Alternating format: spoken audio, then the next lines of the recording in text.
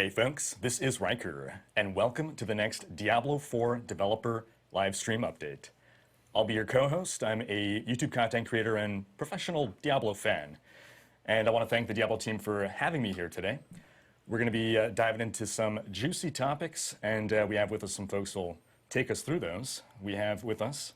Hi, I'm Joe Shelley. I'm the game director for Diablo IV. And for folks watching us here and keeping an eye on chat, please keep an eye on the cameras. If they start spinning end over end, you know we had a bad problem and we're not going to space today. Fair. Okay, I'm Joseph Pipora. I'm the Associate Game Director for Diablo IV. And I'm Adam Fletcher. I'm the Associate Director of Community for the Diablo franchise. And ich bin Monkey. So we have a lot to talk about today. We have Rhykker here. Thank you again, Rhykker, for joining us to be our host for this actual live stream itself. So sieht's aus. And we did want to actually do a few quick agenda items and so forth beforehand. Just a reminder to everyone that Diablo IV obviously is coming out in June, and you can still pre-order. Yeah. We do have deluxe and ultimate versions available for pre-order, or you can pre-order just the base game itself. But the deluxe and ultimate versions actually give you early access, so there should be a QR code on screen if you want to pre-order for deluxe or ultimate versions of the game. Today, though, we have a ton to talk about. We expect this stream to be about 90 minutes or so, because we want to cover a lot of different topics, one being endgame, the other one being some class balance changes in regards to some of the beta feedback that we ended up receiving, as well as the dungeon feedback that we also received during our beta learnings that we actually posted last week. So without further ado, I'm going to stay quiet for most of the stream. You'll see me more towards the end, but I will pass it off to Rhykker to kind of start. I'll be on Twitter the whole time. He's very busy. Yes, I'm looking at chats. Yes, I'll be looking at chat because we will be doing Q&A afterwards. True. But I will pass it off to Rhykker because obviously, Rhykker, you've had quite a journey in getting down here, and of course, over the past week, you've been able to play the latest builds of Diablo IV, and would love to get your take and kind of hear, like, how was it? Yeah, I mean, absolutely. So I've been waiting for Diablo IV since years before it was ever revealed. I've been waiting so long, I'm literally transforming into Deckard Cain. I mean, look at me.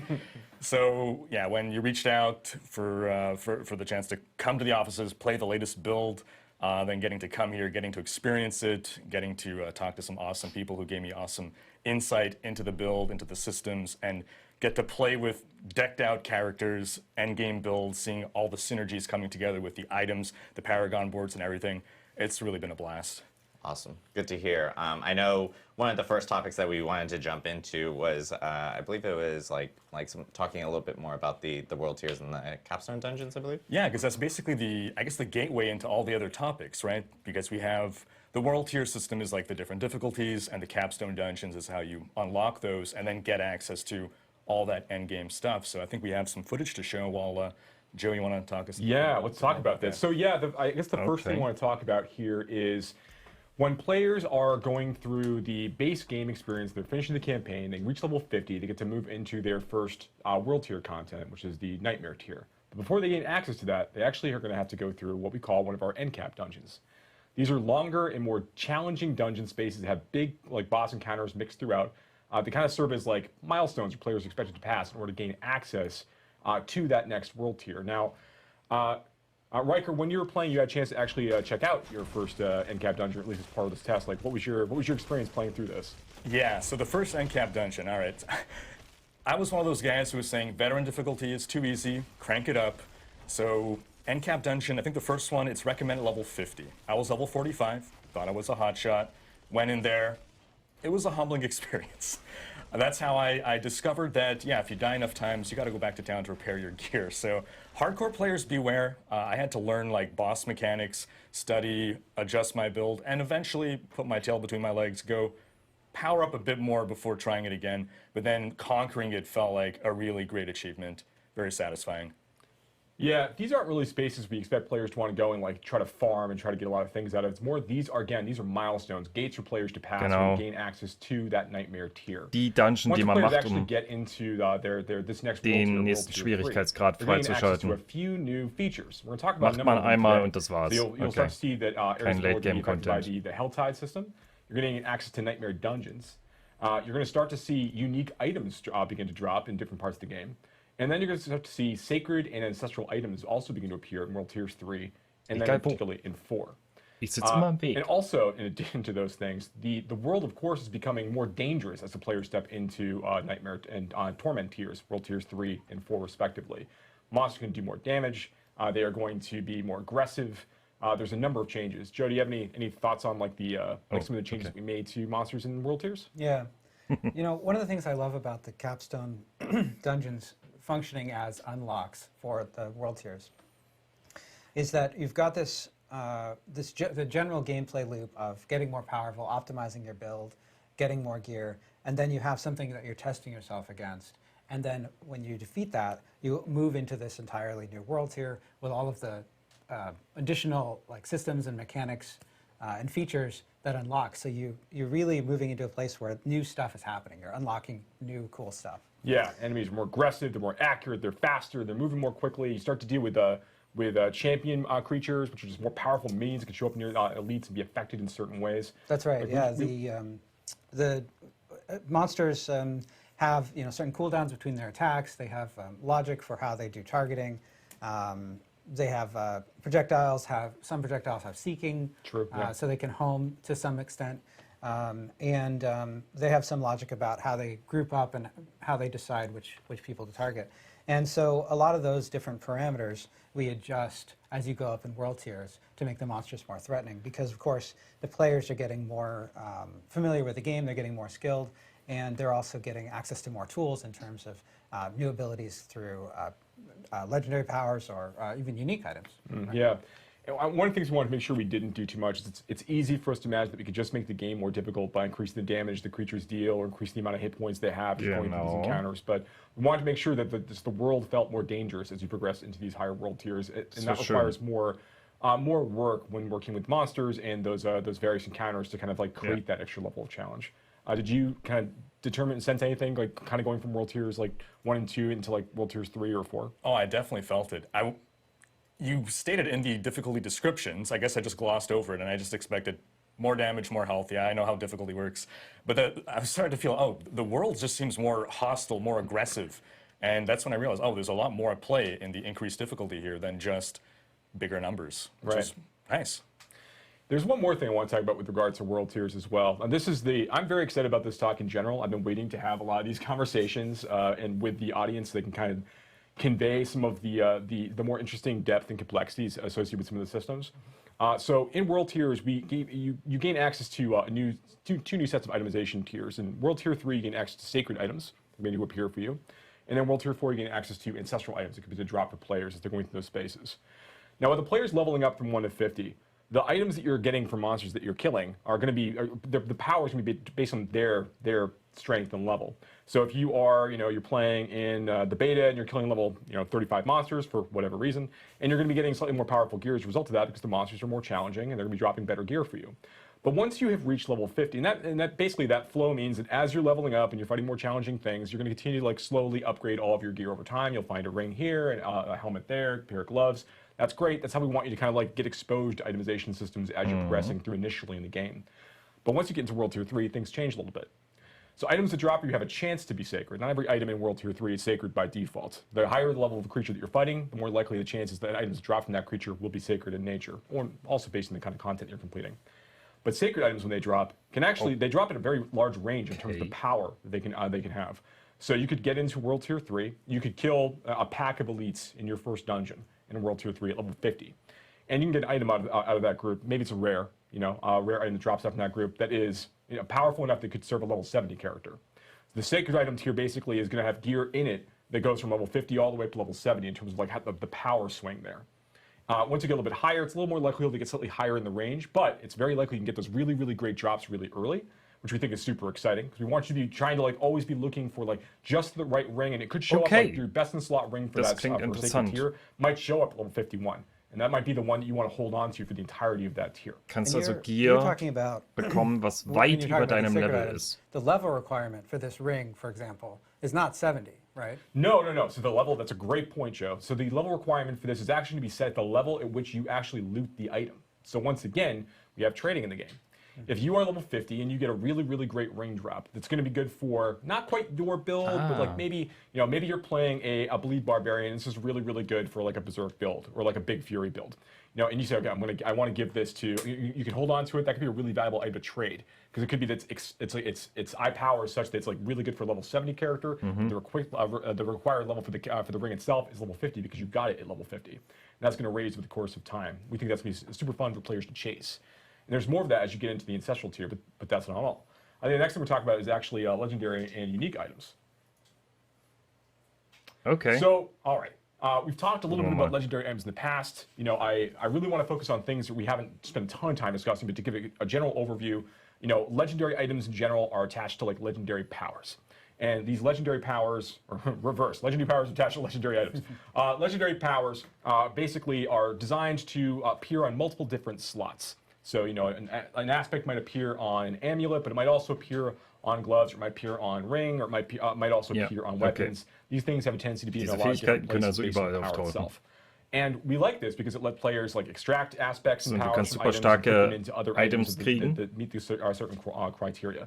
It's fun because we want players to go and be chasing certain fantasies. It helps them kind of like hone in on certain kinds of builds and gets them excited about the potential of like kind of taking all these different Legos and kind of putting them together. Can I say Legos on stream? Damage yes. Legendaries, yeah. Legendaries is what I'm talking about. So once you get all of these legendaries together and you put them together, that's gonna be really, really fun. So that's part of the fantasy we think of legendary items. Did you actually get a chance when you're going through 1 to 50? There's only a certain number of these that are actually available. But when you get into World Tiers 3 and 4, more legendary powers are available. Did you get a chance to see any like new legendary powers as you were playing? Yeah, I mean, I definitely got to see a variety of legendary powers. I got a certain number of drops. Drop rates didn't feel out of control. But you guys gave me some pre-made characters as well that were decked out with builds, and I saw lots of cool synergistic powers that came together to really make a build flow well. And I think my favorite power was probably on actually a unique legendäre Affixe bauen halt aufeinander auf. For the druid, that made your werewolf form your true form. So I know a lot of people have been saying, hey, can I just be a werewolf all the time? Yep. Yes. Das ist cool. Yeah, that's the next step, right? So you do unique items. So unique items only begin to appear when players enter the Nightmare tier. So once you're in World Tier 3, there's a low chance that some of the game's unique items will begin to appear for players as they're progressing through this experience. And they're very, very rare. These are huge chase items and opportunities here. Some of them are really important for build making. Some open up a whole different build paths and opportunities for players to go and pursue. These are things that are designed to be really exciting, like what you suggest there when you have that experience trying to gather the werewolf, the ability to stay in werewolf form effectively forever with that druid unique. Auch vom Aussehen her. Cool stuff. And there's more of these unlock over the course of your level progression as well. I think I saw Shaco earlier there in the list of unique items. That's correct. Shaco does make a return, and there's lots of opportunities for us to basically kind of pay homage to items that came in previous versions of Diablo, previous entries in the series. You'll see a number of different items make returns. Items like Grandfather, Shaco, obviously. You'll see a few familiar, and then a few familiar favorites, and then more over the course of the game's live development. Also, this is a good way for people to kind of see the new font changes and so forth that based off the beta learnings that we actually ended up posting last week. Yeah, we'll get more into the beta learnings later in the live stream, where we'll go over them in a lot more depth. But yeah, absolutely, the font was a great example. I mean, I think we added at least 20% more serifs to the. More serifs. Significantly more serif, yeah. But no, seriously, people pointed out that the font, while highly readable, and we spent a lot of time thinking about how the game is going to display on all kinds of different screens, different aspect ratios, TVs, right? And so we want the font to be highly readable in all of those situations. But it didn't feel as much like Diablo as it could have, and so we went back and looked for a font that was still highly readable, but had more of a Diablo thing. And it's just a great example of players pointing something out and us being able to react to it. Aber interessant, dass sie unique abheben jetzt. Das finde ich gar nicht mal so schlecht. Rhykker, what do you think? Well, so we have all these legendary items. One semi-deterministic way to farm for them, Helltide. It's an activity where, well, I guess you can dive into how exactly you can target farm specific item slots to hunt for specific unique items. And it's going to be one of the main endgame activities that we'll be partaking in, right? Yeah, absolutely. So as I mentioned before, once the player gains access to Nightmare Torment here, they are going to Nightmare tier. They're going to start gaining. They're going to start seeing some of these new activities. One of them, which is Helltide.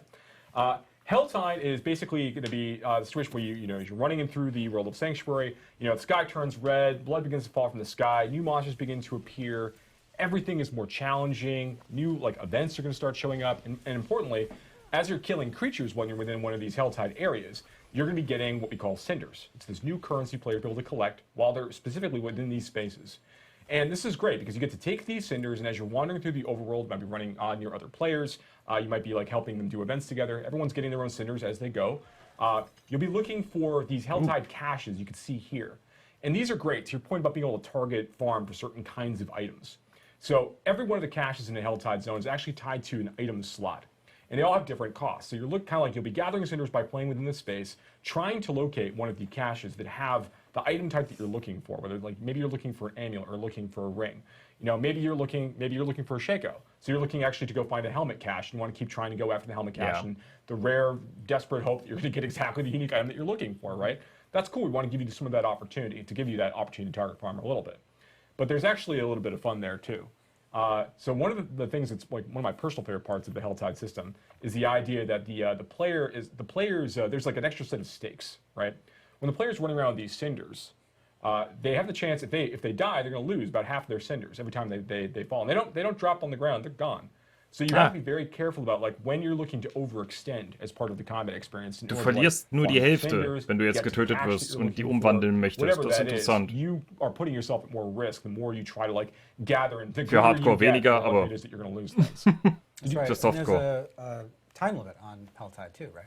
That's right. Helltide is only active the Force of Hell only arrive for about an hour during when they are actually active. And different areas of Sanctuary are picked for Helltide Zone each time it rotates and moves around.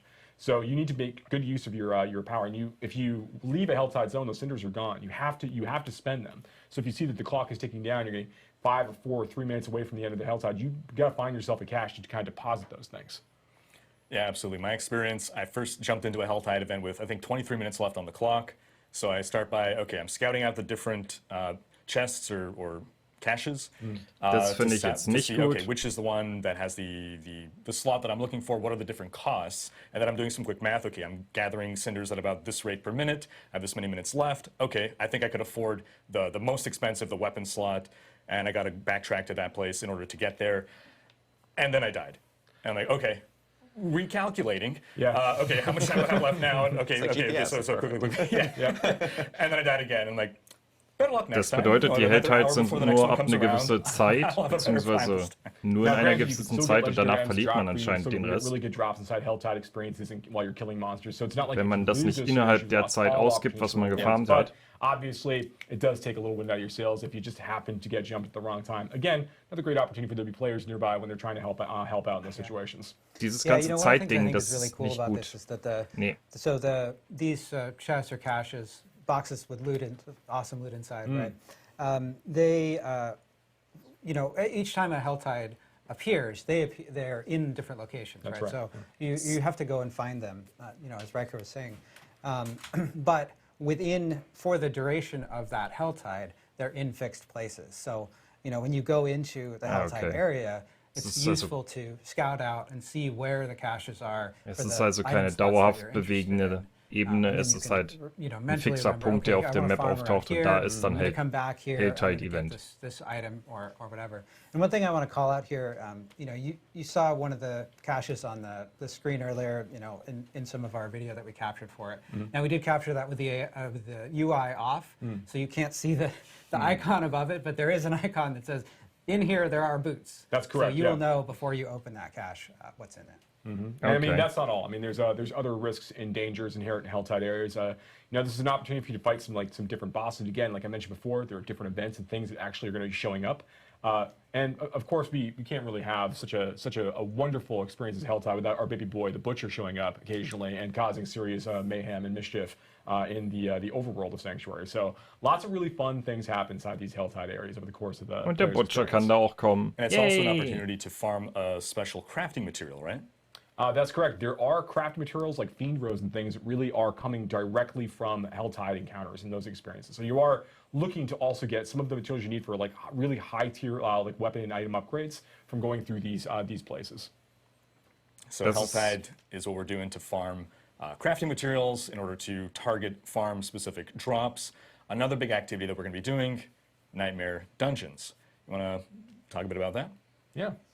So yeah, Joe, do you have anything you want to talk about for Nightmare Dungeons first? You know, Nightmare Dungeons are, we're going to talk again. We're going to talk about beta feedback at the end of the show here, or near the end of the show. But Nightmare Dungeons are our key dungeon replayability system for the later part of the game, right? And you're going to get sigils, and Joe's going to talk a little bit about the sigils. But we're really excited for players to get to check out all of the cool ways that the dungeons can really be transformed by the Nightmare Dungeon system. Yeah, so first up, Nightmare Dungeons, very, very exciting system. Players haven't had a chance to play these in our betas yet, but as they get into the end game content, start going through World Tiers 3 and 4, you'll begin to see, you'll gain access to some of your first sigils, which are primarily initially earned by completing Whispers of the Dead, one of our other overworld content features that players will be able to engage with. Now, sigils are really interesting in that they are tied to a level when you find them, which is going to affect the level of the monsters inside that space. They have various afflictions, which we've talked a little bit about in streams in the past. These are going to modify the way that level rolls out. But Nightmare Sigils, when they are activated, after you collect one, is going to basically open up a portal near an existing side dungeon. And in the pre-release version of Diablo IV and additional seasons, we basically select a subset of all of the side dungeons of the game that can become Nightmare Dungeons for that period. So players become more familiar with a set number of these because they know that they can be populated with these Nightmare Dungeon experiences.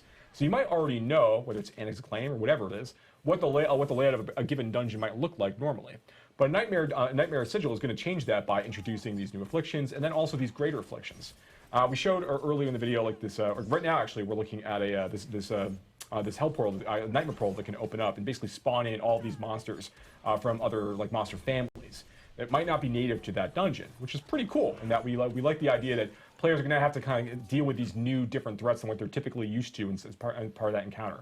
And there's a number of these other like greater afflictions, like we showed the Stormbane's Wrath, that disc thing that was floating around around you, and occasionally it just pulses out this really big, stunning, damaging effect. So you have to be mindful of where it is. So you should make sure you avoid it as part of the combat experience. Dungeons können durch die Nightmare Dungeons, also durch die Siegel, komplett verändert werden und sehr viel Zeugs hinzufügen. Okay. To go deeper and deeper into the Nightmare Sigil system, unlocking higher level sigils and dealing with like more and more dangerous threats over the course of time. And this is a really great place, not only just to like earn experience and really push your build and make sure that you're strong enough to tackle these sorts of challenges. You'll also be able to, these are really great places to farm for like sacred and ancestral items in particular. And these are the places that you're going to be upgrading your Paragon glyphs. We'll be talking more about the Paragon system right now. So and that like this is an opportunity to show the actual upgrade glyphs. I just noticed like, hey look, it's actually up right now. What timing? So yeah, when the player reaches the end of a Nightmare Dungeon, they get to basically go ahead and take one of the glyphs they've been collecting over the course of their 50+ experience and basically slot it into here and choose to upgrade it and make that glyph even more powerful. These sockables will go into your Paragon board and end up being some of the single most powerful modifiers you can apply to your character, above legendary powers, and even in some cases, even above some unique powers. So it's really in your benefit, based on your build, to be choosing, looking for a set number of these and upgrade them to exactly what you need them to do. Mm-hmm. And so the sigils that we're getting, what I noticed is that if you get some afflictions that you don't particularly care about, we have the ability to salvage some in order to craft sigils of our own, right? I think it's a 4-to-1 ratio, is that right? Yeah, just about. So you'll be able to get a lot of these different sigils by going through Nightmare Dungeons, completing Whispers, and through other content. And if you're finding sigils that you don't really want or don't really want to run, because maybe we're going to have like enemies inside are going to do additional lightning damage, but you don't have a lot of lightning resist on your build. Good. Maybe you want to go ahead and like salvage that back at the Occultist, take that down to its sigil dust, and use that to basically make new random sigils for you to go ahead and run with. This is ways for players to kind of like, push themselves a little further. They'll unlock higher level blödes Siegel gekriegt, was du nicht benutzen kannst oder nicht willst, machst es kaputt, kannst du neues kind of like reutilize some sigils you might not be as interested in running from time to time. Yeah, one thing I liked about the afflictions was it was making me make choices during the gameplay. Like two that I can speak to, the nightmare gates that we were just showcasing. Let's say I'm in the middle of fighting an elite and I'm almost taking him down. I see that nightmare portal opening and I'm like, okay, should I take care of that before it starts spawning more monsters, or do I finish this fight first? I'm forced to make a decision, and I got to live with the consequences if I think, you know, maybe I should take him down, and then no, the fight becomes more challenging, and nope, I should have taken care of that gate first. Another one is, I forget the name, but it's some kind of blood cyst that starts to grow, and then if you just don't touch it, it eventually explodes in a huge area. Yeah. And it's either, okay, destroy it before it does that, or get the heck away as fast as possible. Again, making choices, and it's like, okay, I think I thought I had time to get away. Then I got crowd controlled, and then boom, one shot. So I like how it changes the dungeon experience depending on which of these afflictions that you get. Yeah, absolutely. And there's death counts in some of these as well. As time goes on, you get into the deeper ones. Where you got to be careful. You can't choose to just throw yourselves at these things, and if you're making mistakes, you have to really evaluate carefully how you're progressing. Yeah. Sure, yeah. That's true. So yeah, you got a chance to play through some of those. So yeah, Nightmare Dungeon is very exciting, and they'll go up beyond level 100 as well. Actually, so this is a content type that you can actually fight up to creatures up to level 150. Actually, as part of the experience, based on how far you're able to push yourself as time goes on. So really excited about how far players can go with that. All right, now you're talking about glyphs and the Paragon system, so let's talk more about those Paragon boards. Oh, let's do it. Okay. Paragon boards. So we've talked a bit about Paragon in the past. You know, we've shown pictures of the board just like this, and we've shown you things like, hey, look, like here's normal node, and this is the way that you're going to earn like 5 willpower. You know, but that's not all this board is about. You know, there's a lot of other complexity and things to deal with in here. So there are basically 4 types of nodes to kind of like quickly reprise some of this information. The first, of course, is normal nodes. Then we have what you show here is magic nodes. These are different affixes that you can collect over the course of time. Usually they're like a little bit more difficult to find a direct like version of on items. So like something like this, for example, crackling energy damage. So there's that's a sorceress, so like a lightning spec sorceress ability, or passive effectively, where she'll occasionally be crackling out damage to nearby targets. You can now boost that by finding this particular magic node, which kind of might eventually unlock other builds for you to kind of go and chase after. But then there are rare nodes, which is on the next slide. And here, okay, so there's some information here. Rare nodes have a pretty powerful effect right off the bat. You know, but then on top of that, there's this bonus effect down below that you can sort of see. Where on this one, it is, yeah, another 60% damage to elites if you reach a certain amount of dexterity for your character.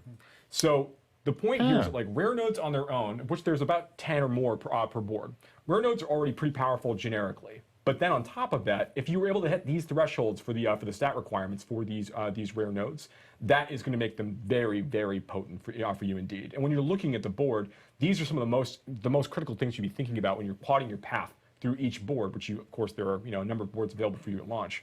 And then when you'll be able to rotate them, you'll have to choose how you want to progress through rare nodes, whether you want to engage with the legendary nodes or not. That's bonus. This is a really important thing. Yeah. One other bit about this, just because it's easy for me to forget about, is that when you're going from Paragon board to Paragon board, like in the first board, this might be the cost. But then when you're looking at the second board that you're progressing through, those requirements are actually going to go up. So it's not in your interest to go like run from board to board, just unlock as many of these as you can directly through that way. You need to spend a little bit of time into the board and pick the ones that you really want, because the next board that you unlock to get more rare nodes of different types, those will be a little more expensive to unlock those bonus effects. The thing I think is really interesting about these is when the way that I look at the board, right? When I open a Paragon board, the first thing I do is go and look at the nearest rare nodes to me, to where I'm starting, right?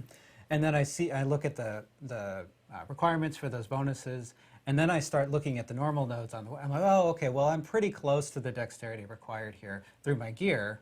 Are there some dexterity nodes that I could hit on the way here that would take me over it? And how much do I care about that particular bonus? And then I'm comparing it to the other ones, and I'm thinking about that. So the normal nodes actually become sort of a path that you're trying to take to turn on these bonuses. Absolutely, and that's Das gab's zum Beispiel bei God of War auch. As well, and then we're going to get back to normal nodes in just a second.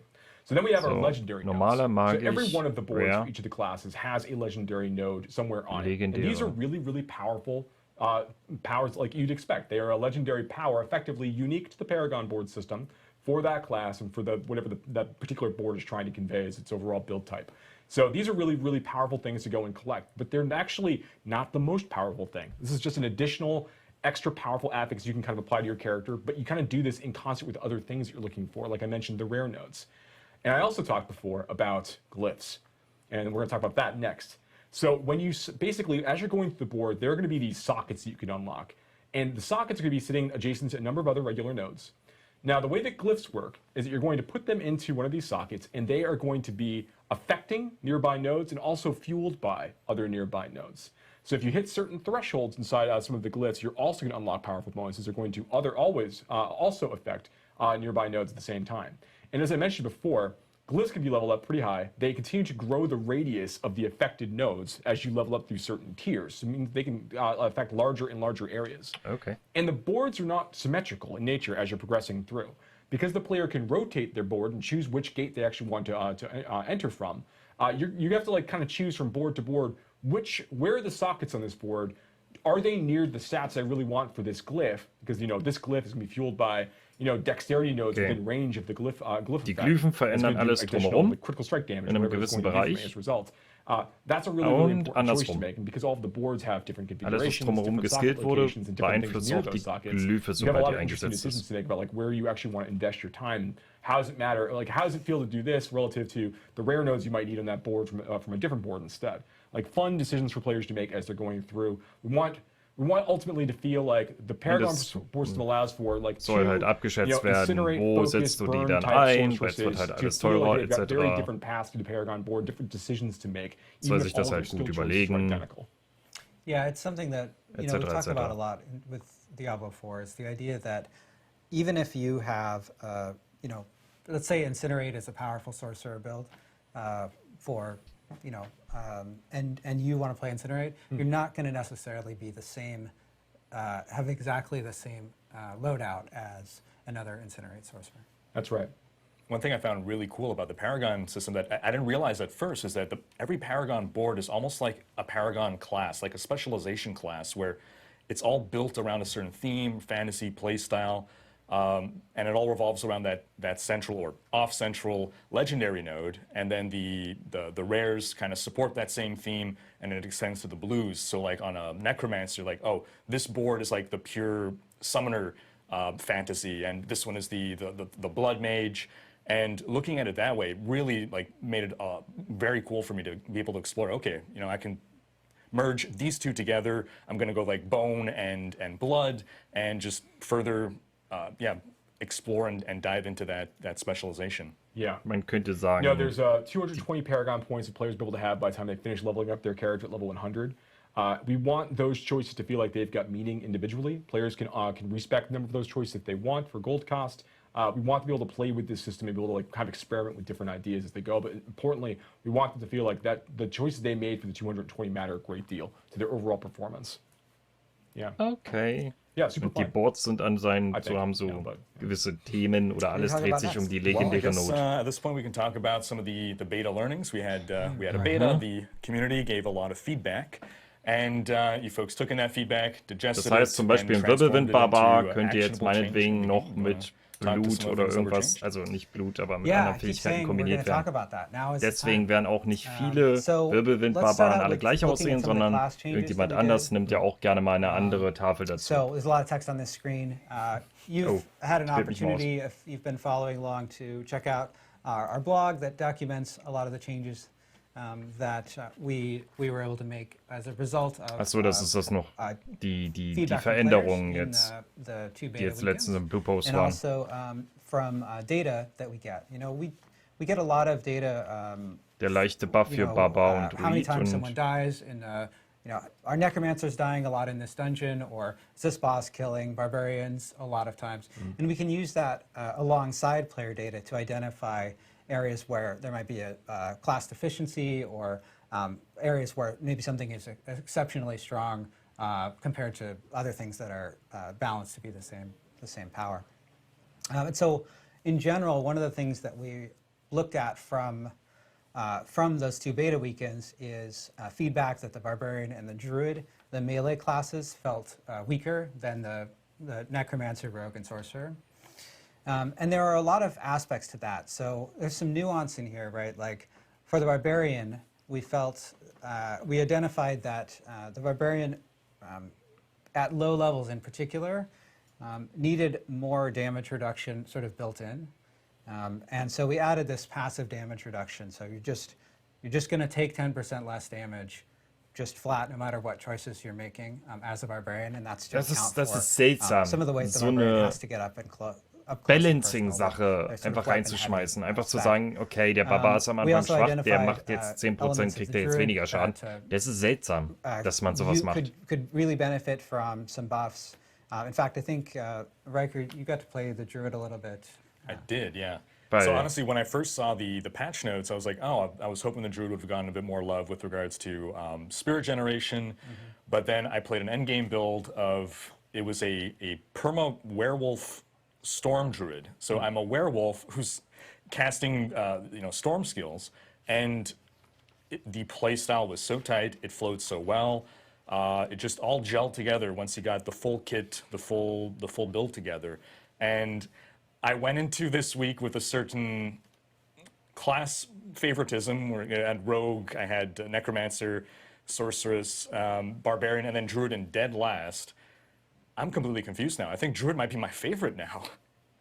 Yeah, it's, another thing that we did, if we take a look at the classes again, another thing that we did in terms of the melee classes is we took a look at bosses and monsters, in particular their attacks that deal damage in an area where it feels like there wasn't a way for the melee class to deal damage effectively while also avoiding incoming damage, right? Because a lot of times you'll have the opportunity for a ranged class range class is sometimes choosing between getting a better position and doing more damage, damage per second, and a melee class is sometimes choosing between taking damage, because even with the case of a projectile, the projectile is originating in many cases from the monster and then traveling. So you have less time to Du musst halt Melee abschätzen, and so we took a weil look Ausweichen ist manchmal nicht möglich. Da musst du einfach den Schaden fressen, damit du effektiv Schaden austeilen kannst selbst. Das muss eine Fernkampfklasse nicht. Now, this also affects the Necromancer class, because you might notice that we had a note here that states that summon minions will die more often. Now, we want the corpses to have sort of an economy. We want to have the sense that corpses are useful, you're using them to bring in more skeletons, and the Necromancer pets, as a theme of this sort of bone class, they are a little bit more disposable, right? Like if a skeleton dies, you just pop out another one from a nearby corpse. So we want them to be, dying and also im Prinzip ist es einfach, die Minions werden dadurch nicht schwächer, weil die öfter sterben. Die sollen einfach bloß Leichen hinterlassen beim beim Necro, damit man damit arbeiten kann mit diesen Leichen, weil da viele Skills drauf aufbauen. Mehr ist es nicht. We increase the damage that they take a bit, but we also, I was talking about areas where bosses were doing too much damage to melee. We also took a look at cases where there were abilities that felt unfair for pets. Und anscheinend just like a huge damage in a huge haben sie area, trotzdem maybe it's no problem noch zu viel getankt, also haben sie so ein bisschen schwächer gemacht. Sie kriegen ein bisschen mehr Schaden. Micromanage an army of skeletons around, yes. That's not a fun gameplay that we're trying to capture specifically with the Necromancer Wenn class. die Pets alles machen, ist öde. That those kinds of ist richtig. Powers do to pets, both Necromancer and Druid pets, in fact. Yeah, we do want to make sure that managing your minions to some degree is part of the mastery of playing a Necromancer, and that when skeletons go down, you need to accommodate that and make sure that you have corpses that you've been generating or keeping on hold for some of these situations. We feel that is definitely part of the fantasy of the Necromancer class is needing to resummon, to your point, these kind of disposable soldiers that are supposed to be helping you. So we want to make sure that continues to hold true, but not to a point where like an armored necro can't go fight bosses. That's obviously not what we're trying to build with any of these changes, of course. We just want to make sure that the Necromancer does get a chance to engage with those parts of the mechanics. Now another... I did get to play the Summoner Necro, and I was summoning my minions regularly, so it was something that was a continuous part of the gameplay, but I never found myself in a position where, I'm out of minions, I'm out of corpses, so the corpse generation rate it felt good. I'll admit that passive minions is not my favorite playstyle. I would love the ability to direct them, but for what you intended to accomplish, I felt you did. Yeah, so, one of the other areas of feedback, we have a note here that says, that might be a little bit confusing. It says, we reviewed the class skills to confirm that there were good options to get out of control impairing effects. In many cases, what we mean is unstoppable, which is the effect in Diablo IV that clears all control impairing effects, crowd control effects, and makes you immune to them for the duration of that effect. So the classes are designed so that every class is intended to have access to a good set of options to clear crowd control, so that there is an interaction here between, monsters are doing crowd control and I have options to remove it, but I need to think about those options. And we saw feedback during the beta that at early levels, some classes felt like they didn't have enough options there. Rhykker, in your play at the higher levels, did you feel like that was still an issue? I don't remember it being an issue at the high levels of play, no. Going back to my favorites, Barbarian now is my second favorite after being my fourth. Again, yeah, the melee playstyle I felt gelled really well with a high-level Barbarian. It all came together. I didn't feel I was being punished for being in melee. I didn't feel constantly crowd-controlled or an inability to gap close. He had the spears to bring enemies to me, the lunging attack to close the gaps. And, okay, hat es jetzt nicht mitbekommen. Jede Klasse hatte anscheinend irgendwo die Möglichkeit, die Crowd, die Viecher, die Monster, alle effektiv wegzumachen, ohne dass eine Klasse weit zurückfällt. Aber eine Person kann das schlecht ausmachen. We updated Legendary Power Effectiveness, which is sort of vague, but it's really just that there are a bunch of small details, and we're sort of tweaking them. The other thing I want to talk about is dungeons, right? Yeah. So we got a lot of feedback from players that there was a lot of running back in dungeons. Ja, hin und her gelatscht in Dungeons. There were really two ways that we wanted to tackle this. Besonders wo keine Monster da sind. Of course, if we have a situation where you're running back, we have a system that causes monsters to ambush you to make sure that it's not just running through an empty space. So we added more ambushes. But secondly, and this is really the more hin und her gelatsche bleibt trotzdem. Aspect of it, Nur kommen nur mehr the Monster. layouts of dungeons and where objectives were located in the dungeons. Und das Zweite ist jetzt, dass die Positionen einfach verändert wurden. Ja, genau das ist so einfach so die Hölle an Map-Design. Wer sich sowas am Anfang ausgedacht hat, der hat gesoffen. Seien wir doch mal ehrlich. Zickzack-Rennerei da. But I think this is a great example. So this is one of the dungeons that players called out in beta, Hoarfrost-Demise, right, as one that had a lot of run back. And one of the reasons that you can see here that it has so much run back is that the objectives are laid out in a way that you have to run down a long, narrow hallway to get to one, and then you have to run back. It's a dead end, and then you have to run back down that narrow hallway. Yep.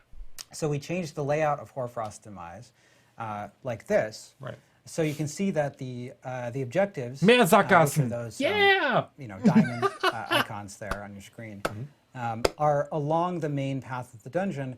And remember now, in this case, the player has explored all of the dungeon and you can see all of the map. Yeah. But when you're playing through the dungeon, you don't the map is fogged. You haven't explored it yet. Genau. But it's set up in such a way that as you're exploring through the dungeon, you're going to naturally encounter those objectives along your way, and so you're not going das down ist jetzt hier nicht der Fall. Yeah, in our objective view, this was going to lead to smiles. Das ist doch eigentlich noch, das ist doch noch schlimmer, wie es jetzt dargestellt You want to ist. make sure that as you're progressing the space, you are naturally coming across these Ich habe mehr objectives Sackgassen. in a simpler way, as opposed to you need to kind of wander and kind of backtrack a lot more as part of that. Und selbst wenn, and in muss ich ja den Ausgang auch noch finden. We identified a number of dungeons that got this feedback in beta, and we also, we were talking about nightmare dungeons. We Vielleicht also war es ein want to make schlechtes sure that Beispiel. nightmare Mal gucken dungeons hier.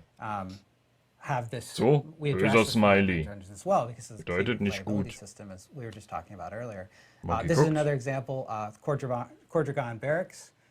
It's another dungeon that we saw a lot of feedback and screenshots. Ich hätte gerne noch mal ein positives Beispiel. Where you can see that the Gutes Smiley. objectives are set up such that clearly you're going to have to run back all the way back through that long hallway. You're going to spiral around. You have to go out. You have to explore out from those spirals, and you can end up getting confused and running back. Because the other thing that happens here is that if you've run to an objective and the next thing that you have is back along a path that you know about already, then why wouldn't you just run back along that path that's empty of monsters? It's not fun. Genau. It's more fun to kill monsters, but it's more efficient than exploring some unknown that might or might not lead back to it, right? So that's a key part of these layout changes as well. And if you take a look at the next shot here, you can see how we've rearranged Alles klar. Kann nur gut sein. in Cordragon to ameliorate this. Yeah. Im Prinzip ist es besser, klar, die Rücklaufwege sind kürzer und du kannst es alles auf dem Weg finden. Aber das erste Beispiel war schlecht, weil da mehr Sackgassen drin waren und dadurch... Rather than saying, like, there are potentially as many as 50 zombies in this cave. After the player has killed, 49 zombies, they might still be normally looking around in the last corner where a zombie is kind of like hiding in a closet someplace, right? In this situation, instead, once you reach a certain threshold of zombies that you've killed, now they actually begin chasing you down. They start looking for you in that situation. Sie haben aber gesagt, crawl through the entire space and explore every inch of dass es dann unexplored area Events in that gibt, dungeon wo just to dich find the Monster zombies. Some of them are ambushen, going to come also after you in those situations, which is a great dich dann change, making it a angreifen. little bit easier to engage with those things. And then there's another one, like there's Das we have heißt, features selbst bei where solchen dungeon objectives where Rücklatschwegen players wirst du nicht actually mehr go den collect leeren them, Dungeon haben. which are just these Hoffe ich objects, mal. they're like these motes of energy. Das that drop nächste on the ist ground and kill jetzt, certain wenn du kinds of zum Beispiel monsters. jetzt Sometimes you need to go and grab eine a bunch Quest of these hast, things and then bring them back to auf another der area to du deposit them. Sometimes it opens a door, might summon a boss. gezwungen all bist, kinds alle of Monster things zu you can do with this. töten, But in these situations now, geht es dann halt ab einer the gewissen players are Zeit los, collecting dass du dann halt einfach, dass die Monster auf dich zulaufen und du nicht mehr in jede Ecke gucken musst.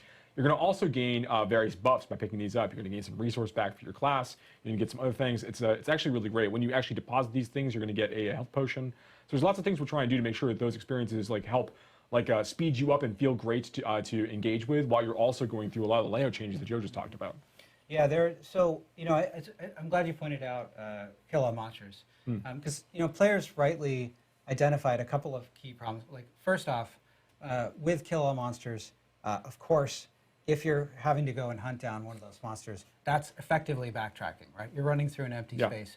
And the other aspect of it is that the sort of the intensity curve of the excitement in the dungeon is going down. Like you're backtracking through a bunch of empty space, and then when you get there, it's not going to be an exciting moment. There's going to be four monsters hiding in the corner, and you're going to kill them, and it's going to feel sort of like, well, I guess that was a requirement that I had to turn one off. Spider. Right? Yeah, it's almost similar to like Den of Evil, Diablo Den of 2 Evil, feel yeah. and so forth, but now Diablo then 2, being erste able to Quest. seek you out and means less backtracking, less hunting in corners Die Höhle des for that one Bösen. small inn or wherever. Well, yeah, and Wo sich and immer the gerne other thing I mal like about it is ein that kleiner it Mob increases the versteckt hat. intensity at the end of the dungeon, right? Because you have the monsters, you're still clearing the last monsters, and now you have monsters running at you.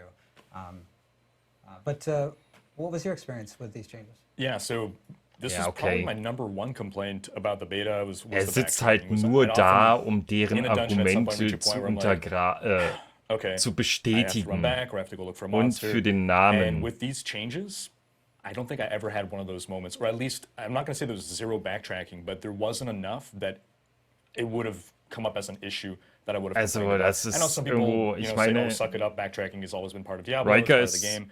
cooler Typ, But auf jeden Fall. the changes Aber made hasn't made the experience linear. It's not like, oh, now we just have one quarter to go down.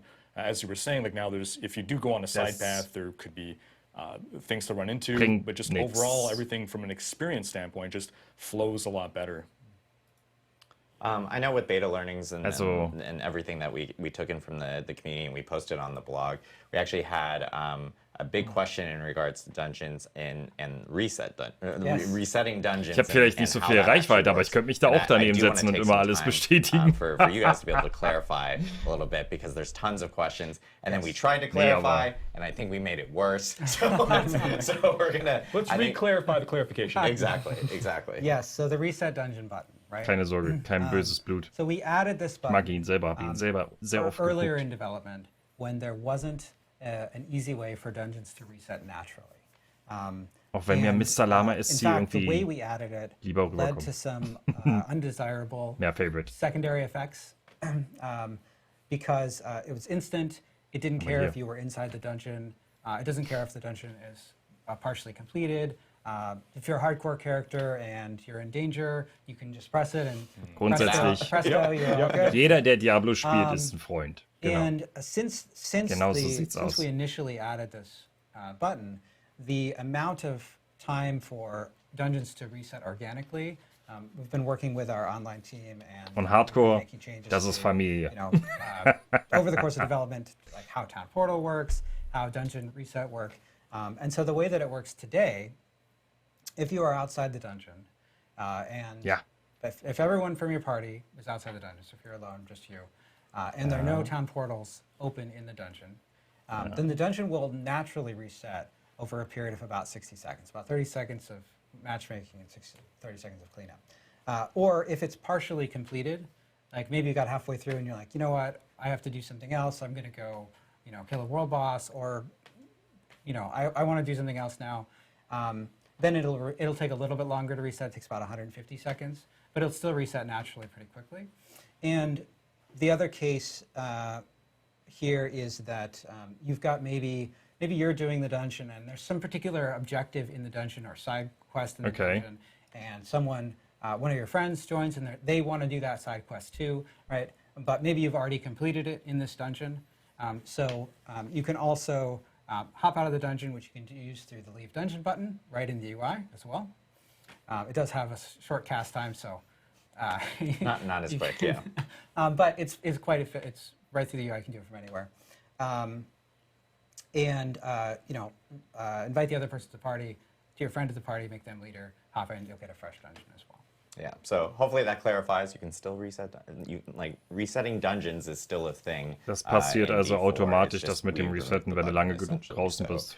You just have to wait a little bit longer for the dungeons themselves to reset. And I did want to go over two. Und es geht halt nicht mehr sofort wie mit dem Button drücken, es hat halt einen Cooldown. Changes that we also obtained through beta that we didn't actually record on the blog. One you actually tweeted about, which was about ultra-wide screens, and being able to control cast distance and so forth, and with specific abilities and whatnot. So people who are using ultra-wide or mega ultra-wide screens wouldn't be able to essentially cast to the furthest corner of their screen and be able to use abilities in that type of way. And then one other thing that we did notice during beta, which was world boss encounters, and how players would actually complete a world boss encounter and then go back to town and then find another way of being able to, in that same window, go through another world boss encounter to obtain multiple opportunities of grabbing loot, which is something that we also did address through the beta learnings that we received from players. So, schade. Man kann sich also jetzt nicht mehr irgendwo reinschummeln und den Loot abgreifen bei Weltbossen. Time you kill a world boss in a week, you are going to get more loot than you'll get on subsequent times. So there's additional incentive to there's less incentive to try to find a way to kill the same world boss 10 times, but you certainly will get some rewards from it. Exactly. Yeah, so it's not the exact rewards or a clone of the rewards that you got from the first kill themselves. Wir haben Helltides. Great. Wir haben I know we ended Nightmare up learning Dungeons. A ton from the community in regards to the beta. Obviously, you guys got to hear a little bit about the endgame systems within Diablo 4. We do have a cool... What's this? Is it time for a surprise? Is it time for a surprise? It is time for a surprise. Surprise! If you've been hiding on the internet and have not seen Rod Ferguson make very, very nonchalant tweets about this, this is the and more. This is the and more of the actual broadcast, I would say. So happy to announce that we've been hearing a lot of feedback from players about wanting to experience more Diablo 4 and check it out, before the game's release in June.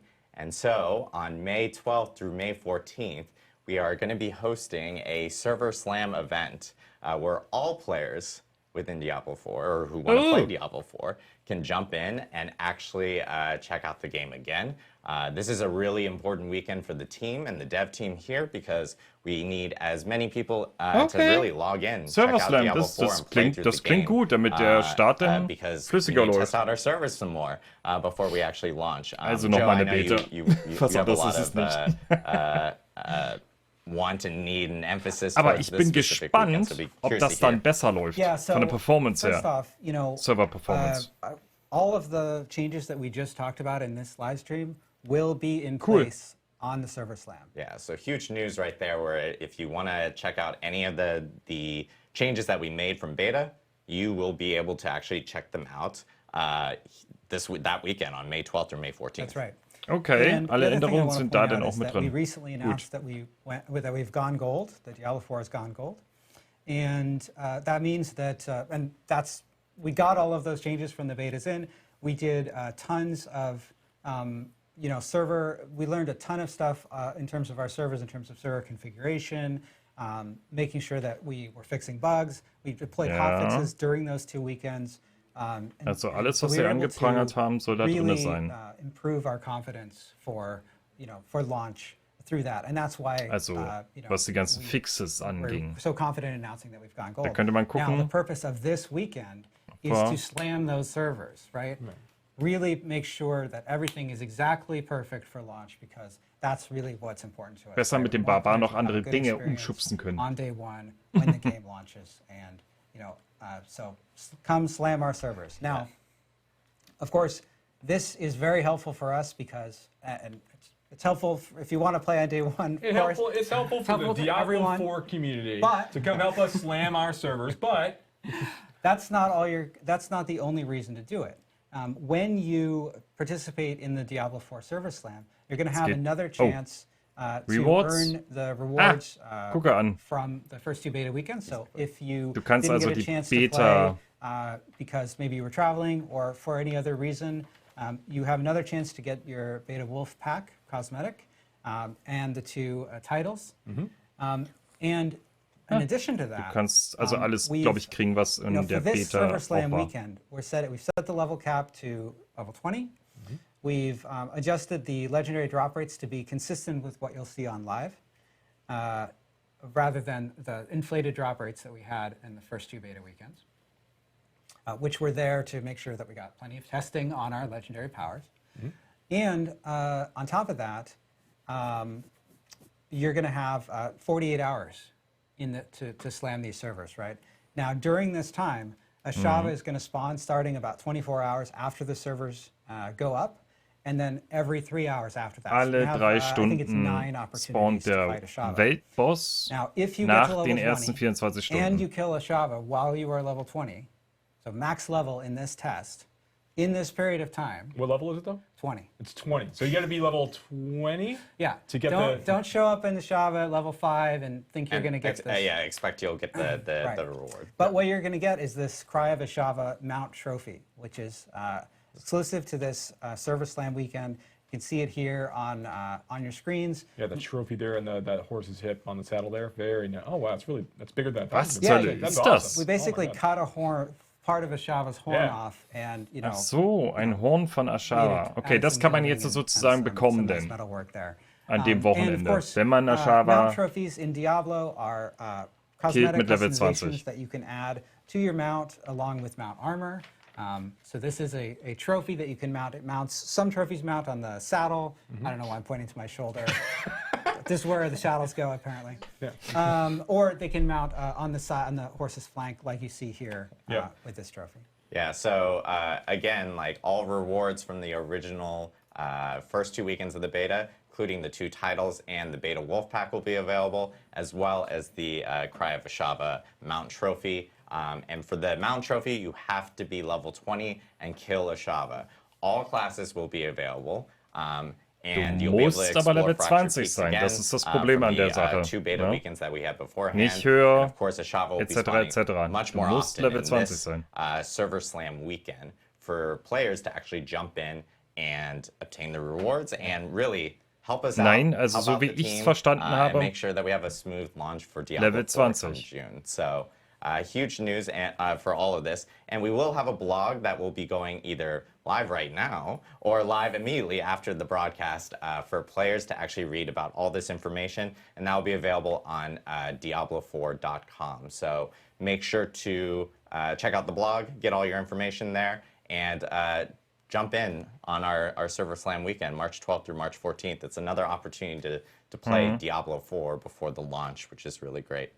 And you can test all the new beta changes, which is really cool. And one other thing that I do want to note for at least PC players who are jumping into the Server Slam weekend, the team here has done some massive work on some of the PC optimization from the first 2 beta weekends. Danke. DLSS 3 for NVIDIA cards will also be available for people to try out in the Server Slam weekends. Or Server Slam weekend. Sorry, there's only one. I don't want to like set expectations or anything.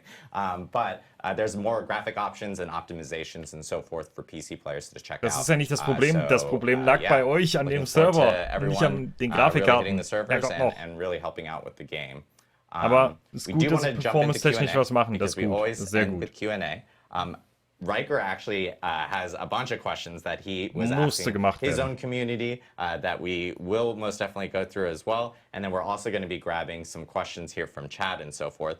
One question that we have been seeing that has come up within the community beforehand, we'll start off with this one, which is how long will it take us to get through the battle pass? It's a question that a lot of people in the community have been talking about over the last week and a half. And I know that we wanted to talk about it a little bit more here.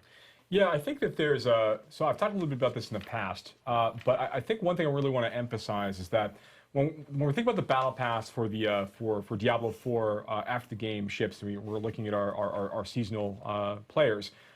We want to make sure that the players who are going through the battle pass, they're going to have a lot of content to consume outside the battle pass. They're in all likelihood to finish everything in the battle pass before they finish all of the content within a season to season. So there's a ton of things to look forward to. We want to make sure that the battle pass as a result is balanced in such a way that players of all types and all play styles are going to be able to get a chance to actually complete this this battle pass over the course of time. Our goal is if you want to start to engage with this, I want to make sure that you are compelled to go through all of it as you're playing and just having a good time getting all of these rewards. Yeah. All right. Cool. Rhykker, I know you have questions. I want to make sure that you get some questions in and so forth. And I guess we'll just go back and forth for this. It'll make it easier for these two guys. I mean, for you guys, we'll just be doing this. Yeah, exactly. Just keep doing that. Yeah, sounds great. Well, so first off, something that you were, I think, touching upon earlier, and correct me if I misunderstood, but I think on the topic of Nightmare Dungeons, it sounds like every season there's going to be a rotation of 30 dungeons that can be turned into the Nightmare Dungeons. Is that right? So we want to make sure that we've got a subset of the dungeons we have in the overall game. There's over 115 or so side dungeons available in the baseline Diablo 4 experience.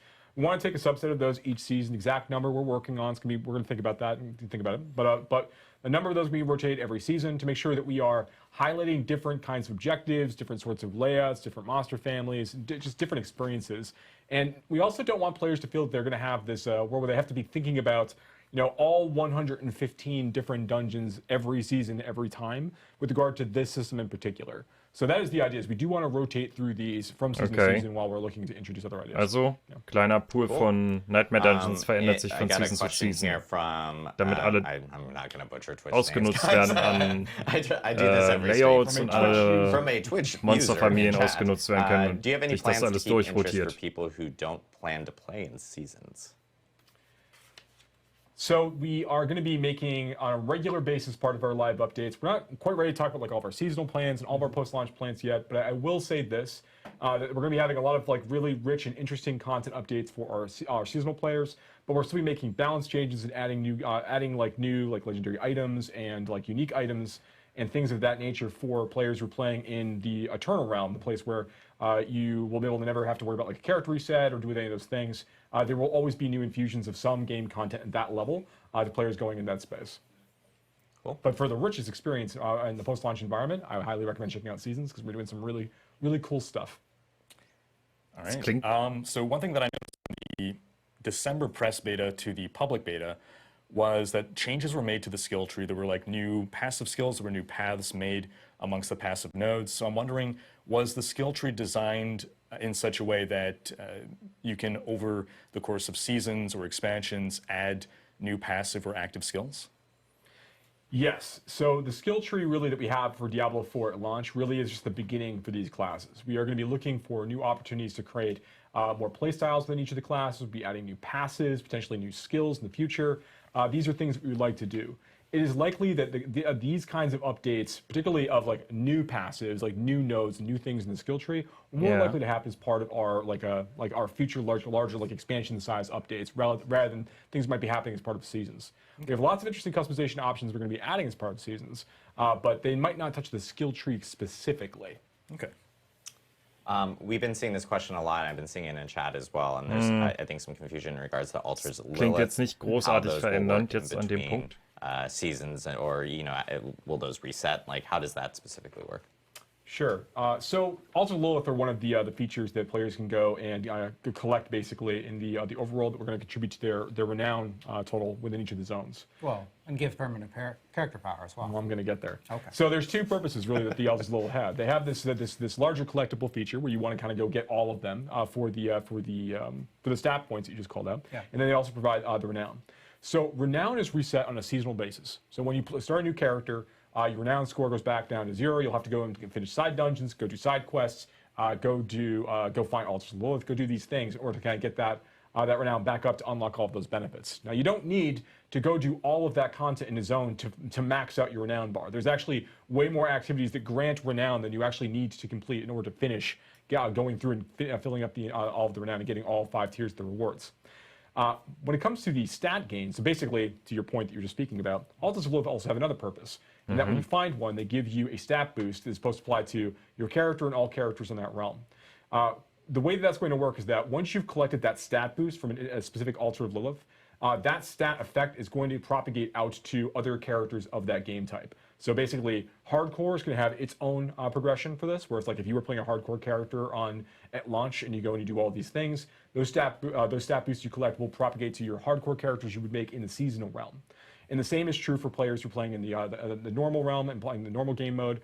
All the stat boosts they're unlocking via the Altars of Lilith will also unlock for their seasonal characters in the future, such that players don't need to go and collect every Altar of Lilith with every new season, but you do want to get some of them. They do still grant experience, and they do give you some bonus towards your boost towards your renown. But there's not the sense that you need to go and do every single one of them every single time. We want that to be a really fun experience for players to engage with it, particularly while they're exploring Sanctuary for their first couple times at most, and have that bit of fun. Otherwise, players can choose to engage with them or ignore them as they go into their seasonal playthroughs in the future. Right. So characters, if you unlock a permanent stat boost in Season 1, that will persist into Season 2. That's correct. Okay. All right. With regards to item farming, we touched upon how Helltide, you can target farm specific slots. Is there any other kind of item types where either you can only get this item in this zone, this location, or is there some greater propensity for some items to drop off certain monsters, anything like that? So we have a number of different creatures in the game that have a chance to drop particular things. World bosses, for example, have a really, really good chance to drop Scattered Prism, which is the crafting material you need in order to add sockets to items in the game. And then there are certain content types that have the chance to grant certain materials, like Fiend Rose, for example, really only shows up in Helltide areas. And the only way to raise the level of your glyph is by going through and doing nightmare dungeons. When it comes to item farming, we also, and I've talked a little bit about this in the past, but I think it's good to remind people and also just to continue talking about it, right? Because it's a new mechanic. And that is that when you're fighting creatures of a certain monster family, like zombies or skeletons for their respective families, those monsters have a higher chance to drop certain kinds of items. It's actually a bonus chance to drop certain item types happening in the background. So it's not like if an item, for example, das ist ganz gut. Verschiedene Monstertypen have a chance, rather not high chance, they have a chance to drop crossbows, irrespective of your class. So you're playing a barbarian, which can't use crossbows. Höhere Wahrscheinlichkeit. And you could be killing all these skeletons, and you might just get a crossbow drop as a result of that. That's tradable with rogues. Gerade gesagt hat there's mit dem different things you can Crossbow. do with that. But that's not taking a roll from the skeleton. It could drop everything else in addition to that crossbow. It's like an extra bonus thing that skeleton can drop. Every monster family has a few different things they drop this way. So as players are going through the experience, and particularly while they're leveling up in the campaign, they'll occasionally start saying like, "Oh, I'm getting like a lot of like rings from this, or I'm getting a lot of boots from this, or I'm getting a lot," and they'll realize that over time, Das ist eigentlich gar nicht mal so they'll schlecht. realize over the course of time that these are being dropped based on the monster families they're Wenn du denn halt Boots brauchst, gehst du halt zu dir, Monsterfamilie, und farmst dann halt da mal, dann kriegst du vielleicht deine legendären Boots, weil da die Wahrscheinlichkeit ein bisschen höher ist. Ist ganz cool, finde ich, ja. That includes like unique items as well. So if you're looking for a unique crossbow, maybe it behooves you to try to fight a lot of skeletons because you know they have a chance to drop crossbows in addition to other things. So these are the sorts of things that, like, as you're diving deeper into like the hunting gameplay, the item hunting gameplay, these are things to look at. That's not the end. There's a lot more we're going to be doing as the game continues to mature and as we're going into like our post-launch period. But you know, we'll talk about that when the time's right. Fair enough. This one is kind of tied to some of the Server Slam stuff that we just announced, which is, will there be any additional changes made to the game after the Server Slam weekend, like what was done during the beta? No, I mean, we announced that the game has gone gold. The Server Slam is, you're testing a version of the game that is very close to the launch version of the game. That's why it's so effective as a Server Slam. Now, of course, as a live service game, we're going to be continuing to take feedback exactly like you saw during the beta, during the you know, after the game is launched, and making changes and making improvements based on data and player feedback. Awesome. All right, overlay map versus mini-map. Mini-map is a little map in the top right corner. Overlay is what we had in the past in D2, where you have this semi-transparency of the large-scale map over your actual gameplay.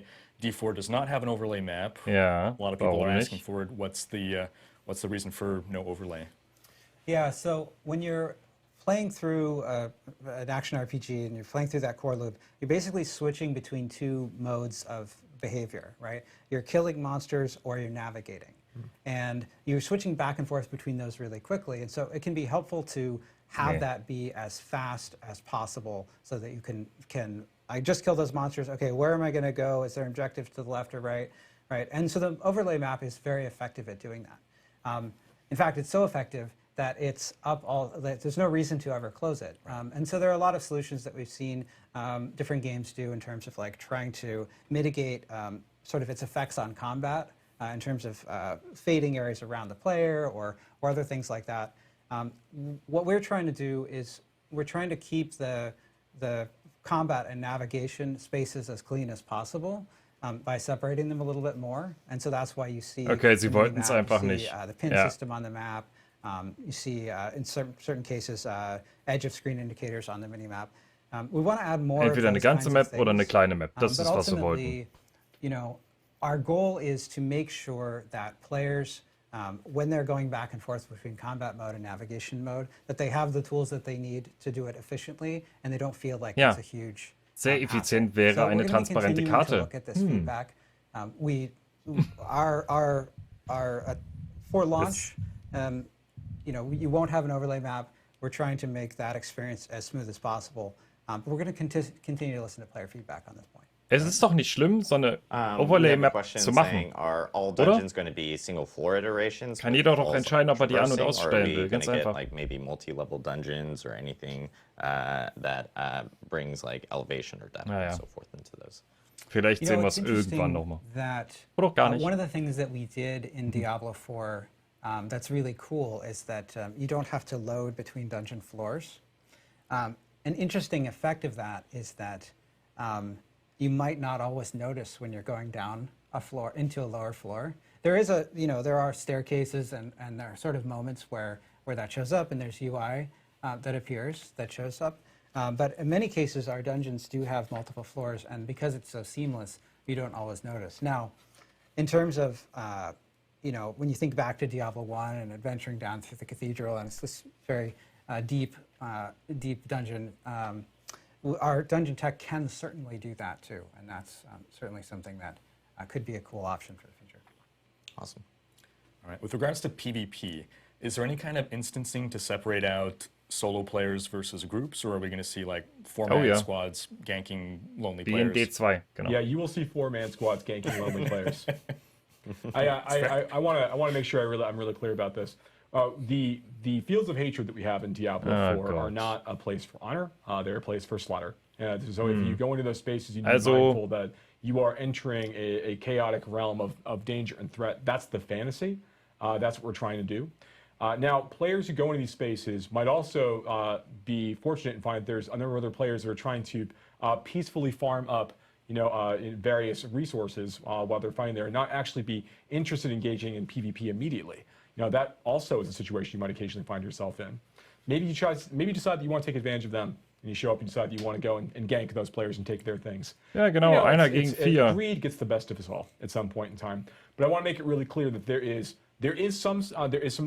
things in place in terms of how we bucket players by level and things like that to ensure that you're not always going up against like really, really high level players at a very, very low level. Ja, but von in terms wegen. of like, I'm walking in this space, is there any guarantee that there aren't 3 people somewhere roaming around this area looking to gank lonely people like me? Da traue ich There's no mechanic in place to prevent that. Da traue ich Blizzard nicht. Mindful of that when you're walking around here. Das glaube ich euch einfach nicht. Or walk in and be prepared to occasionally die. Especially when you immediately walk into a field of hatred. If you were to immediately get killed by other players, ich glaube ihnen nicht, dass sie ein System erschaffen haben, dass du nicht dauernd gegen stärkere Gegner kämpfst, nicht dauernd, in diesem Bereich, dem PvP-Bereich, was wir ja in Diablo Immortal gesehen haben, ne? Wust, But there is some pseudo-matchmaking to stop like level 100 players ganking level 25 players? That's correct. There is some bucketing in place to make sure that doesn't occur. I would add too that the fields of hatred are fairly large areas. Yes. So there are some tools to avoid the same group of players repeatedly killing you. There are also two fields of hatred, so you can move between fields of hatred, and there are things like elixirs that can allow you to be more evasive or get away from situations where you feel like you're at a disadvantage. There are also, when you think about the fields of hatred mechanic, you're collecting these shards of hatred, and you're refining them so that you can turn them in for rewards. Gegenmaßnahmen gibt es also auch. The locations that you can do that, there are several locations, typically active at a time. So you can sort of do some strategizing about where there might be enemy players and where it might be safe. That's right. When an altar is being used to purify those shards of hatred into red dust, you'll actually see a notification on your map letting you know where that's actually occurring. So if you see that there's a lot of activity in the northwestern part of the zone, maybe that's a great time to sneak over to the southeastern side. Und du kannst nicht immer wieder von ein und demselben getötet werden. Das ist halt schon mal gut, dass du nicht gezwungen wirst, auf ein und demselben Punkt immer wieder die Shards da abzugeben.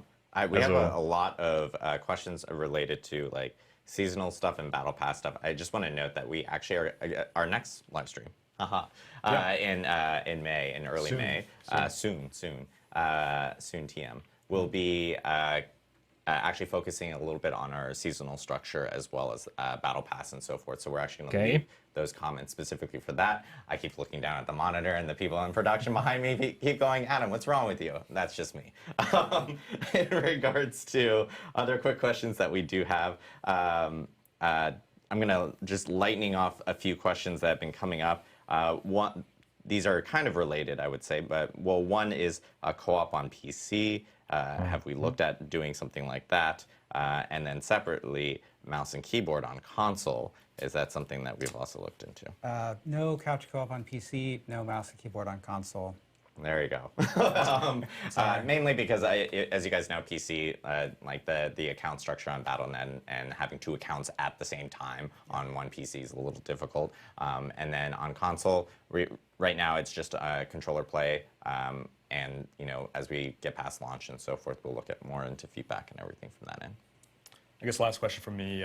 With regards to the crafting system, can we expect that to be something that is built up to be more robust over time with regards to either seasons or, again, expansions? Oh, yes. So Diablo 4 is a game about killing monsters, collecting loot, screwing around with that loot to do fun things and make it get more performance out of it, modifying those things, looking for the right affix. Yeah, we're going to absolutely continue to be like just changing some of the crafting options, modifying them, providing new options that don't exist right now, building upon things we already have in place. You can expect to see a lot of things. Like Diablo 4 is a live service because it's a rich bed of opportunities to continue to like refine, change, update, and modify the systems we have in place right now. So yeah, you'll definitely see more crafting features over the course of time. Awesome. Last few small questions. People have been asked about ray tracing because we mentioned the NVIDIA DLSS 3 will be coming in. The Server Slam ray tracing is coming after launch. It's something that we had talked about earlier. Okay. Also Ray Tracing kommt danach. Let's see. Deswegen hat es mich schon gewundert, die LSSR. Like pick up crafting materials and stuff like that while you're on your mount in the overworld. There are a number of simple actions you can perform when you're on your mount. I believe right now you can pick up herbs when you're mounted. Yes. Cool. I'm trying to see if we have. The chat's moving incredibly fast. A lot of people are talking about WASD movement right now. We don't have any plans for incorporating that. That's something that we may look into post-launch or whatnot from our end. Cool. I think we got a decent amount of questions in. Talked about this, the beta learnings, and of course all the information about Endgame and the Server Slam. And the Server Slam. Ashiba's Server Slam. Yeah. Yeah. On you mentioned WASD movement. So no, WASD movement will not be in the game at launch, but in the Server Slam, do check out the additional control customization options that we added. Yes. They are referenced on the blog, and we want to continue to add more ways to customize the control scheme in the way that you're thinking of. So something that we're thinking about for the future. Exactly. So thank you guys again, and thank you Rhykker for joining us this week. I know you've had a opportunity to play through the game quite a lot. We've just stuck him in a room. He's really just played the game a ton this week. Yep. But we really appreciate everyone tuning in for the Diablo IV developer update live stream. Again, our next live stream will be sometime in May, early May, and we'll be talking a little bit about our season structure as well as our battle pass. And a few other things that we did want to call out on, in terms of Diablo 3, we have season 28 currently going on right now. It's an awesome season. Highly recommend checking it out. Yeah, check it out. If you haven't. And then, of course, with Diablo Immortal, they just came out with a big update about a week or two ago that added a new PvP system into the game. So make sure to check that out if you haven't as well. For Diablo 2, we do want to announce one quick thing as well, which is the Diablo 2 Season 4 Diablo 2 Season 4 will actually begin on May 4th. So we did want to get that out so people can plan their calendars, because it's always been a fun, exciting time within D2R for people to do the ladder race as they kind of get prepped for it, take time off, call off from work. We'll give you a doctor's note. It's perfect. So, but yes, thank you guys again for tuning in to the Diablo 4 developer update live stream. And we really appreciate you guys and appreciate the feedback. And thank you again, Rhykker. Thank you so much for joining us. Yeah, cool to have you. Yeah. Any parting words from anyone over here? Well, we would like you to slam the server. Yeah, do that. Yes. Yeah. You must be level 20. And, we tested, an interesting thing is that we tested the Ashava fight at level 20 to make sure that it was doable. Yes. We were pretty sure it was doable, but we did want to check to make sure it was doable. They were like, okay, go on. It is quite challenging. If you are having a lot of trouble with it, you can always go down to difficulty level. That's true. You could always go down to World Tier 1. That's right. Yes. And Woody Joe, we expect you to select. Okay, Leute. Falls das nicht schaffen sollte, geht auf Schwierigkeitsstufe 1. Macht damit Level 20 Ashava, klitsch, klatsch. Das Ding ist weg und ihr kriegt die Belohnung. Denn das Horn. Before launch. So, yeah. Thank you guys again and really appreciate it. And one other thing. We are going to be raiding into 2 Diablo partners, both from YouTube and on Twitch. So make sure to stay on the channel if you want to check them out. And yeah, thank you guys again. Really appreciate it. And thank you from everyone on the Diablo team. See ya. Yeah.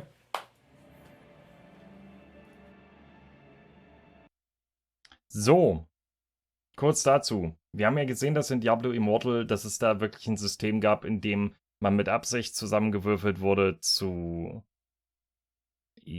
sogenannten Wahlen, Leuten, die Geld ausgegeben haben, bis zum geht nicht mehr im PvP-System. Nur damit man sich frustriert fühlt und dann auch Geld ausgibt, um besseres Gear zu haben.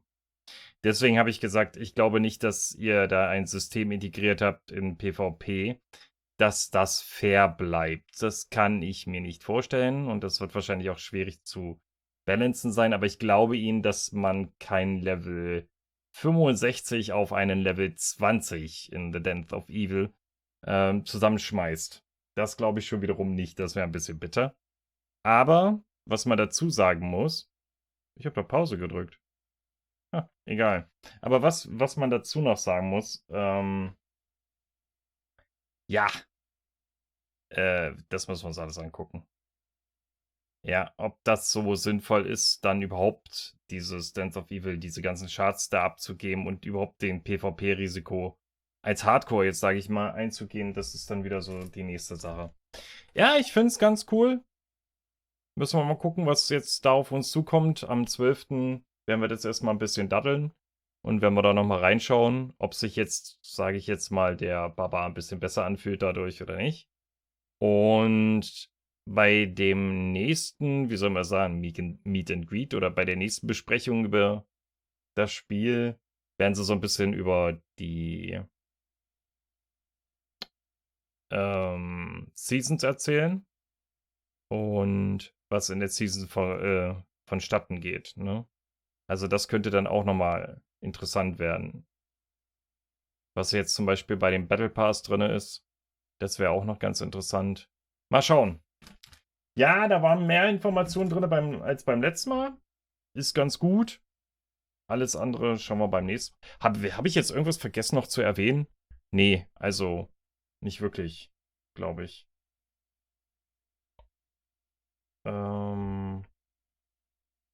Das Einzige, was man noch sagen könnte, wenn wir es nochmal komplett durchgehen wollen, das mit den Legendary mit den Boards muss man sich angucken. Wir haben ja jetzt gesehen, dass es Unique Items sind halt von der Optik her schon anders als Legendary Items. Das ist halt eigentlich ganz cool. Sind halt ein bisschen mehr gelb, Gold als Gold-Gelb.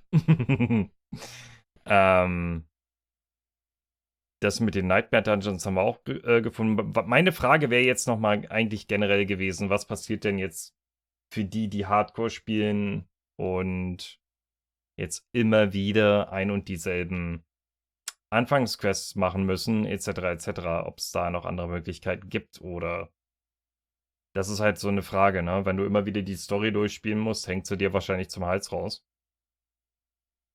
Da müssen wir mal anschauen. Es war ja am Anfang gesagt, dass man die Welt frei bereisen kann. Inwiefern sich das dann nachher frei anfühlt, wenn ich das 70. Mal gestorben bin, werden wir sehen. Ja. Wir haben gesehen, dass es ein schlechtes Beispiel gab, zusätzlich zu dem, zu der Map-Gestaltung, dass grob auf den Wegen im Prinzip diese Quests sind, die man da einsammeln kann, zum Beispiel diese 3 Lampen oder 3 Kugeln, die man einsammeln musste in so einem Dungeon und dann wieder irgendwo hinlaufen musste, die abgeben und dann hat sich das Tor zum Boss geöffnet. Das ist ja alles schön und gut, aber man muss mal gucken, wie sich das rauskristallisiert, wenn man das halt länger spielt. Beim ersten Mal hat man vielleicht nicht unbedingt noch ein Problem, aber beim 20. Mal, 30. Mal kann es sich halt trotzdem wieder so anfühlen. Gucken, ob es sich wirklich verbessert hat, ne? Deswegen müssen wir schauen. Das werden wir dann alles an dem Wochenende sehen. War auf jeden Fall lustig. Interessant. Einige Sachen, gerade auch was das Paragon Board anging. Das ist halt so die schematischen, beziehungsweise jedes Board so ein Thema hat. Thema kann man es vielleicht nicht unbedingt nennen, aber sich alles dann im Prinzip um diese Legendary Glyphen dreht, die da drauf zu finden sind, die du freischalten kannst. Und dadurch kannst du halt zum Beispiel darum ein Bild bauen und zusätzlich noch um eine andere Glyphe und Paragon-Board. Dadurch hast du dann halt verschiedene Charakterklassen und verschiedene Wirbelwind-Barbaren oder sogar verschiedene Zauberinnen, die nur Elektro-Builds bauen. Darum lässt sich das da besser variieren und ja. Mehr Variationen zusammenklamüsern. Ja, viel zu viel Varianzen. Nee, so viel dazu. Also, habe ich jetzt irgendwas noch vergessen, was jetzt interessant wäre? Das mit den Seasons muss man sich halt angucken, ne? Ja, PvP fällt für mich wahrscheinlich dann auch weg als Hardcore-Spieler. Obwohl ich sagen muss, in Diablo 2 habe ich es sehr gerne gespielt. Weil da PvP ab Level 9 war da immer so mein Ding. Wenn ich PvP gespielt habe, dann habe ich einfach nur mehrere Charaktere hochgezogen, die Level 9 sind. Und die dann equipped, so gut wie möglich. Ob es nun Druide war oder eine Platz-Sorg mit Eiszaubersprüchen. Ja, so viel dazu. Noch irgendwas anderes? Items hatten wir ja, muss man ja mal sehen. Wir wissen immer noch nicht, wie so ein Ancient-Item aussieht. Das wäre vielleicht ganz cool. Oder so ein Holy-Item, was sie da noch angeprangert hatten. Das wäre auch noch ganz interessant zu sehen. Bei dem Schwierigkeitsgrad, das haben wir ja eben auch gesehen, die unterschiedlichen Schwierigkeitsgrade und nochmal zurück zu dem, also die haben ja Rhykker nur dahingesetzt, damit sie einerseits auch die Reichweite kriegen und weil es einer der größten mit Diablo-Streamer und Content-Creator ist, die es jetzt gibt. Aber ich fand das so sinnlos, wenn sie gesagt haben, hey Rhykker, wie hast du das gesehen? Ja, das war gut. Da hat man das und das und jenes machen können, aber es war gut. Es hat alles so was, ja, habe ich jetzt gar nicht negativ gefunden. Das war, die Zeit hätte man sich sparen können. Ja, aber das ist halt das liebe gute Internet und da will man halt auf alles einen guten Eindruck machen und da wird halt nicht genörgelt. Wir sind ja hier nicht auf Monkeys Kanal, wo man gerne nörgelt. Nee. Noch was vergessen? Ja, ich überlege gerade. Fällt dem Chat noch was ein, was ich hätte sagen müssen? Oder was sinnvoll wäre?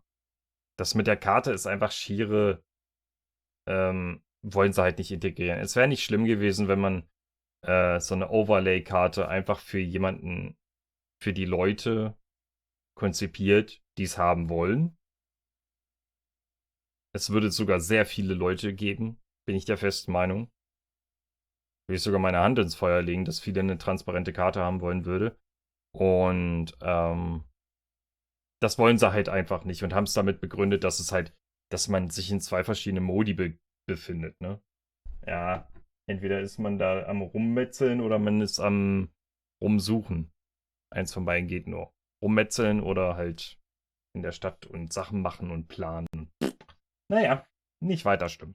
Ist nicht weiter schlimm. Wir können auch damit leben. Ja, die Karte war jetzt nie so wirklich mein Problem. Es ist cool zu wissen, dass es einfach mal ein Legendary gibt, dass ich die ganze Zeit in Werwolf-Form bleiben kann. Das ist mega. Habe ich schon Favorite gefunden. Mal gucken. Ja. Vielleicht wäre es sogar lustig, wenn man zur Hälfte Bär und zur Hälfte Werwolf sein könnte. Naja, egal. Gibt es noch irgendwas, was ich jetzt vergessen habe, einfach mal zu erwähnen oder wie im Video doof reinzuquatschen oder blöde Kommentare von mir zu geben? Nee, eigentlich nicht, ne? Nö. Nur, dass es vielleicht sinnvoll sein kann, wenn dem einen Charakter nicht gefällt, ja, dass man einen anderen spielt. Oder dass halt zum Beispiel was gut ist, die halt so viel wie möglich versucht haben, um die Charaktere drumherum zu bauen. Dass es nicht heißt, du musst als Barbar-Midi spielen. Du kannst auch Fernkampf, Schleuder etc. Waffen nur nehmen und kannst halt da drumherum dein Bild aufbauen. Dass du einfach weg von dem Gedanken bist, als Barbar muss man jetzt Wirbelwind spielen und als Sorceress muss man jetzt Komet und Hydra spielen, dass man da auch mehrere Builds drumherum bauen kann. Das ist halt wichtig, denke ich mir, und das haben sie, denke ich mal, auch geschafft. Aber um das alles zu bestätigen, muss man sich den Endgame angucken. Das Endgame angucken. Ja. Alles Weitere werden wir dann sehen. Und am 12. Mai werden wir nochmal ein bisschen daddeln und dann versuchen wir Ashara auf Stufe 20 zu machen. Erste Stufe. Müssen wir mal gucken, ob wir es mit 20 schaffen. Ja. Warum eigentlich nicht? Hey, wenn man das kriegen kann, kann man das kriegen. Und mir ist es ehrlich gesagt sehr, sehr, sehr wichtig zu gucken, ob die Performance gut läuft jetzt. Ne? Ob die Performance von dem Spiel besser läuft, ob die Verbindung zu den Servern besser läuft. Also es betrifft gerade das Rubberbanding. Das Rubberbanding war ja gottlos grausam teilweise. Ne?